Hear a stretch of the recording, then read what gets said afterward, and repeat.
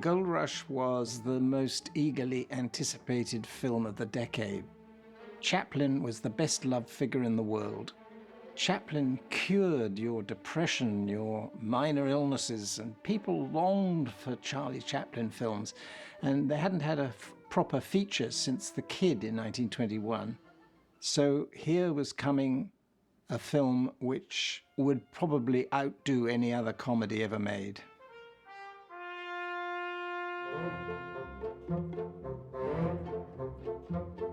The original release of The Gold Rush was a great success, commercially and critically. I mean, it was one of the top grossing films of the entire Hollywood silent film era.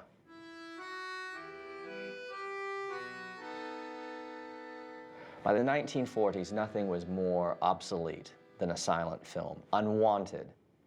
In 1941, he looked at The Gold Rush again and decided that it was time to experiment.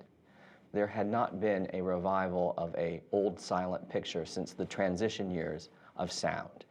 But a silent film that was a surefire hit all around the world, put it with sound, it'd be wonderful. And it was, it really was.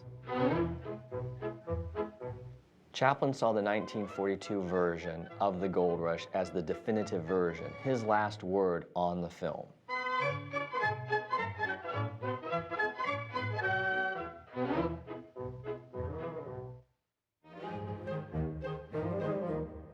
The Gold Rush was the first United Artists feature that Chaplin made as The Little Tramp.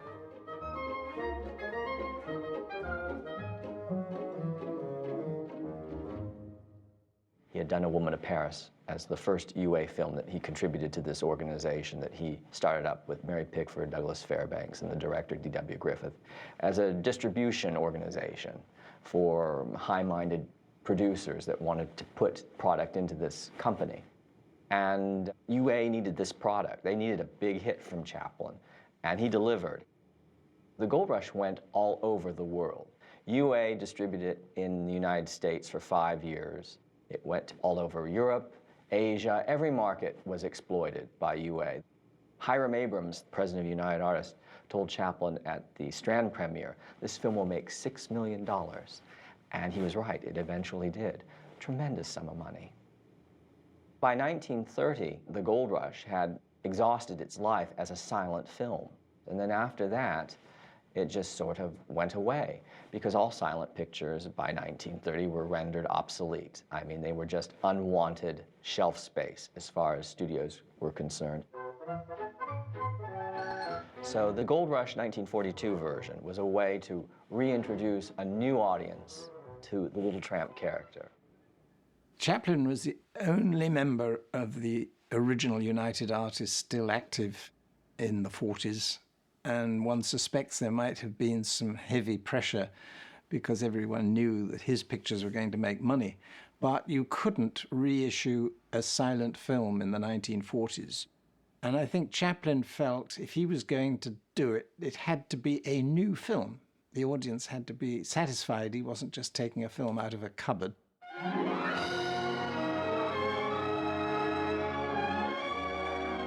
A way to modernize The Gold Rush was to eliminate the intertitles and speak a spoken narration. And that was very modern for the 40s. In the great gold rush, Alaska was the hope and dream of way-worn men, the ruthless siren of the far north, beckoning thousands to her icy bosom, beckoning thousands to her unknown regions. Big Jim looked deep into the eyes of Black Larson and saw there the soul of a skunk. The music was a 41-piece orchestra of the finest Hollywood musicians around. It had sound effects. It was a lavish undertaking. He spared no expenses. All the negatives were quite worn. So he went to the outtakes to find a smooth and clean image. You said, Big Jim. You, the very man I've been looking for.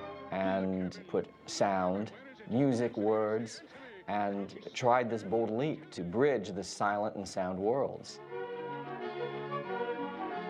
Since that night in the dance hall, the little fellow had not seen Georgia, but an incident was to bring them together again.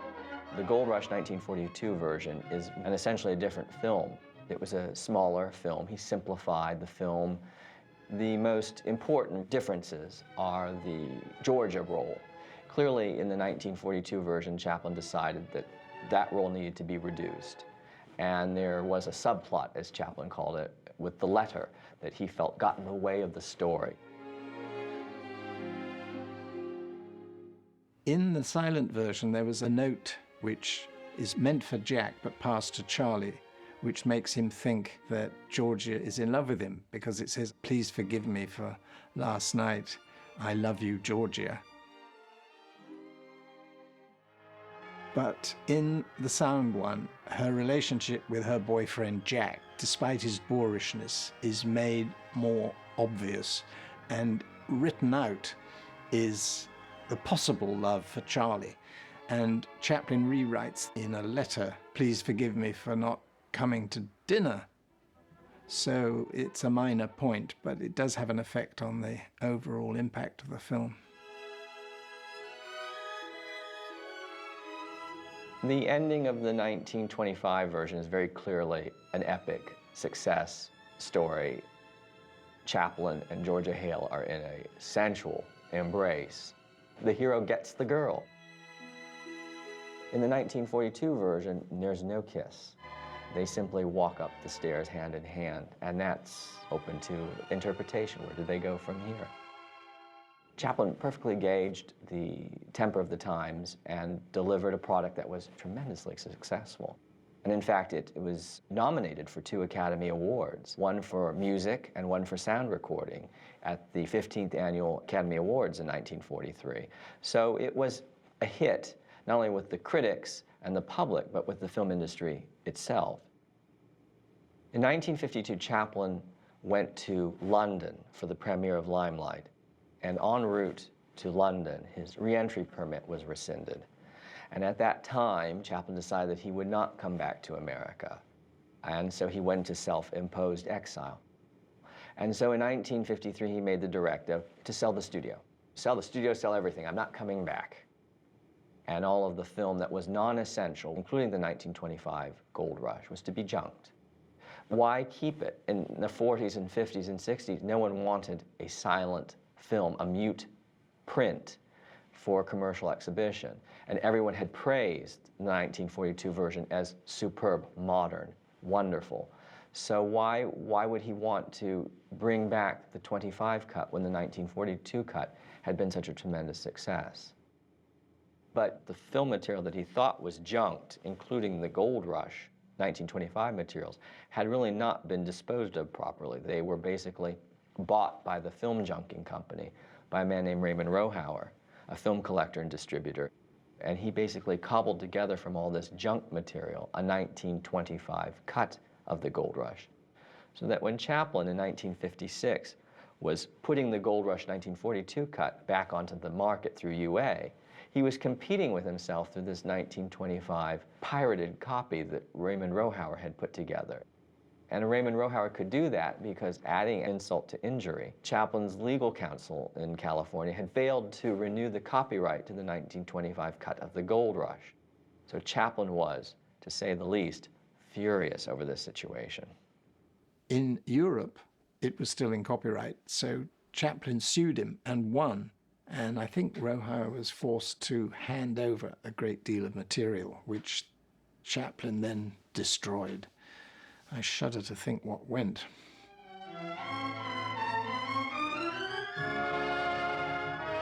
Ah, Georgia, you don't have to explain, I understand. I love you. I'm going to take you away from this life. I'm going away, and when I return, I shall come back. Since 1942, the rest of the world has seen only the 1942 version, until 1993, when Kevin Brownlow and David Gill attempted the reconstruction of the 1925 Gold Rush. Pam Pommier, who'd taken over from Rachel Ford as Chaplin's business manager, said, would we be interested in restoring the silent Gold Rush, which was something that David and I longed to do, and the Chaplin family supported this. Overall, It took about 18 months, but for the first half of that, we had no idea how we were going to do it. We could not find any footage. It was as bad as that, except terrible 16mm prints. This wasn't going to work unless the footage was first-class quality. We circulated the archives and private collectors, and yes, they had the gold rush, but all the time it turned out to be the cropped version. Silent films were shot using the entire 35mm frame. As soon as sound came in, the soundtrack took up part of the picture area. This is what happened when the Gold Rush was reissued by anybody, legal or illegal. They slapped a soundtrack on it, and therefore we could not show the film entirely in its original composition.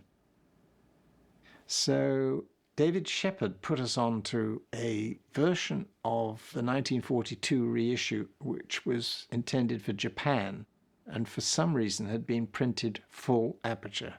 And it was beautiful quality. And that formed the basis for the restoration. We were led to a German archive, and from there we managed to get the scenes we needed, but they were cropped. But they did give us most of the picture for the missing scenes and were absolutely vital.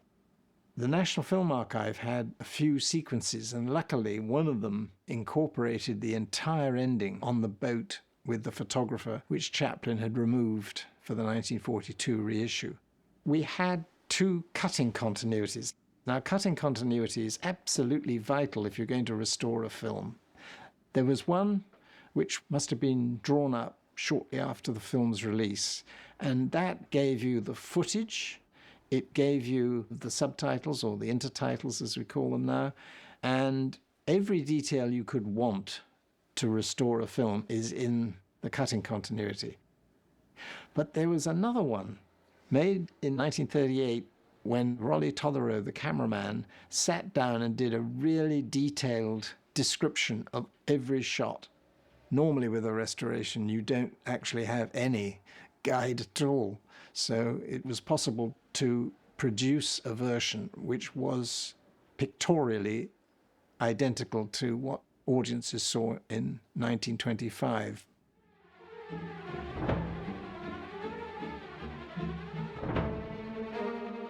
When titles were put in originally, you lost frames, and consequently all we had to do to find where a title went was to look for those jump cuts.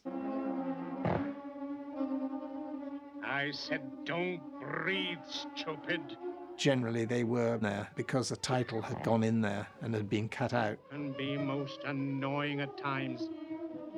There was a master shot of Georgia coming down the stairs, and you can see there's a jump cut there because a couple of extras disappear. When David got into this, he realized that that was where the title went. And by restoring the title, the jump cut disappeared. The aim was to try to reproduce what audiences saw in 1925.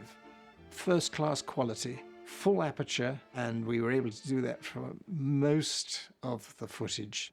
But if there is something that had been removed, and it could only be covered by the German print with the cropping, it was still good enough quality to use, and we just had to put up with the cropping, because after all, that's how the version was going to be shown theatrically.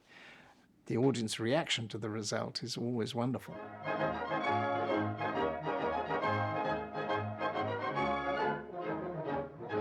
Chaplin saw the 1942 version of the Gold Rush as the definitive version. It was his last word, just like Dickens with novels. It's the last pass, the last tweaking. But scholars and fans want to see all the different versions, all the new incarnations. The Chaplin children, the heirs, through their company Roy Export, control the Chaplin library, the films that he owned, those films from 1918 to 1957, including the Gold Rush. And they feel that the 1942 version is the version. And the reconstruction is purely for live orchestra and as a supplement to the 1942 version. So it's very good of them to allow this version to be restored and for the silent original to spread its wings again.